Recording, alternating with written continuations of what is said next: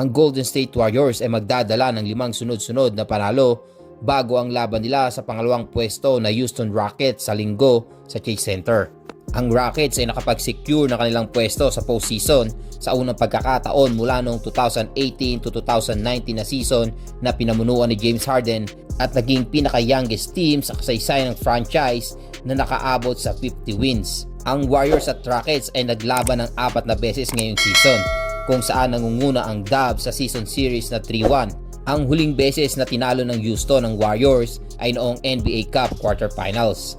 Ang Golden State Warriors ay nakakuha ng malaking panalo sa kanilang layuning maiwasan ng play-in tournament sa Western Conference nang tinambakan nila ang Denver Nuggets sa 118-104 noong Sabado. Maagang humataw ang Denver Nuggets sa Chase Center at agad nakabuo ng 12 points na kalamangan sa unang quarter.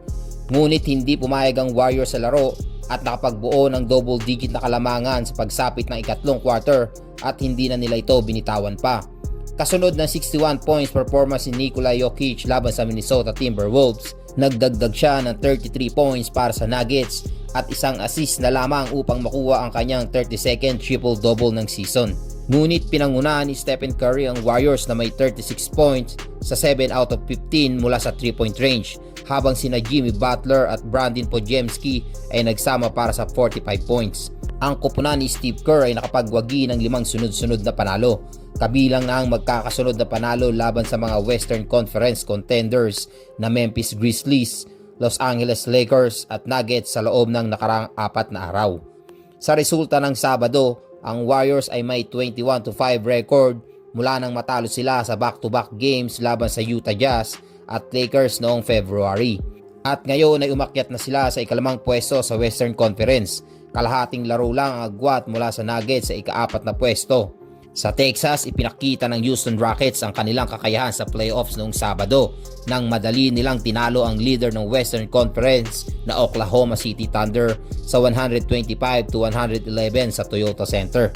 Nagambag si Jalen Williams ng 33 points para sa OKC na may mahusay na shooting na 62% mula sa field. Ngunit sina Jalen Green at Alperen Sengun ay nagsama para sa 65 points upang dalhin ang home team sa panalo. Ang Houston Rockets ay nanalo sa lahat ng kanilang huling 6 na laro, maliban sa isang talo laban sa Lakers noong April 1 at may 14-2 record mula sa kanilang huling 16 na laro mula nung matalo sila ng 3 sunod-sunod na laro sa unang linggo ng Marso. Dahil sa magagandang resulta, ang koponan ni Ime Udoka ay umabot sa 51-27 na record mula sa 78 na laro at nakaupo sa pangalawang pwesto sa Western Conference standings. 4 na panalo ang lamang mula sa Lakers sa ikatlong pwesto, papasok sa kanilang huling 4 na laro ng season. Susunod na makakalaban ng Houston Rockets ay ang Golden State Warriors sa Chase Center, kung saan tinalo nila ang Rockets sa huling 7 bisita nila dito. Papasok ang Warriors sa laban ng Lunes na may 10-1 record sa kanilang huling 11 home games. Maliban na lamang kung mayroong last-minute fitness issues, ang Golden State Warriors ay papasok sa laban na ito na kumpleto sa kalusugan. Isang bagay na ikalulugod ni Kerr habang naghahanda sila para sa malalakas na pagtatapos ng regular season. Si Curry ay patuloy naghahatid ng magandang laro para sa Warriors sa kanilang layuning makapasok sa automatic playoff spot, at makikita kung ang veteran guard na may average na 41.6 points sa nakaraang 3 laro ay magpapatuloy sa kanyang dominanteng performance laban sa isa pang elite na koponan. Sa kabilang banda, sa magandang ipinakita ni Jalen Green laban sa Oklahoma City Thunder na itala niyang makakuha ng 20 plus points sa 6 na huling 7 laro at magiging susi sa opensa ng Rockets sa laban na ito. Sa injury front, ang veteranong guard na si Fred VanVleet ay considered day-to-day at siya ay susuriin bago ang laban sa Lunes sa Chase Center. Samantala, sa sumunod na balita, kailangan ng Los Angeles Lakers ng lahat ng kanilang lakas para sa mga natitira nilang mga laro ngayong season. Matapos ang isang dominanteng panalo laban sa Pelicans kahapon, ang susunod na laro ng Lakers ay laban sa Oklahoma City Thunder sa Paycon Center at ang buong injury report para sa parehong koponan ay inilabas na. Simula sa Lakers, si LeBron James ay nakalista bilang probable para sa laro sa April 6 habang patuloy siyang nagpapagaling mula sa injury sa kanyang groin. Sinabi ni LeBron na siya ay nakakaramdam ng mabuti matapos mag-score ng 27 points kahapon. Ngunit hindi lihim na maingat ang Lakers sa paghawak sa 40 anyos na superstar. Kung may anumang sakit siyang nararamdaman o mayroon siyang discomfort, tiyak na hindi siya lalaro, lalo na't kakalaro lang nila ng back-to-back games.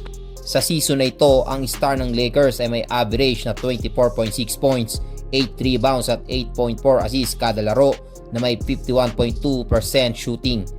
Bilang pangunahing leader at playmaker sa court, mahalaga si James sa tagumpay ng Lakers at kailangan nila siya ng 100% para magkaroon ng pagkakataon laban sa Thunder.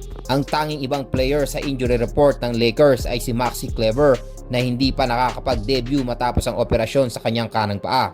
Ang oras ng kanyang pagbabalik ay hindi pa tiyak, ngunit makakatulong siya sa frontcourt ng Lakers. Sa Thunder, karamihan sa mga key players nila ay magiging malusog para sa laro sa linggo. Ang kanilang injury report ay naglalaman ng mga bench players tulad nila Jalen Williams, Quismain Dieng, Alex Ducas, AJ Mitchell at Nikola Topic na lahat ay hindi makakapaglaro sa linggo. Magiging available naman ang kanilang mga paunahing players, kasama na ang lead MVP candidate ng season na si Shai Gilgeous-Alexander. Siguradong magbibigay siya ng matinding hamon sa Lakers sa depensa na may average na 32.6 points, 5 rebounds at 6.4 assists kada laro na may 51.9 shooting.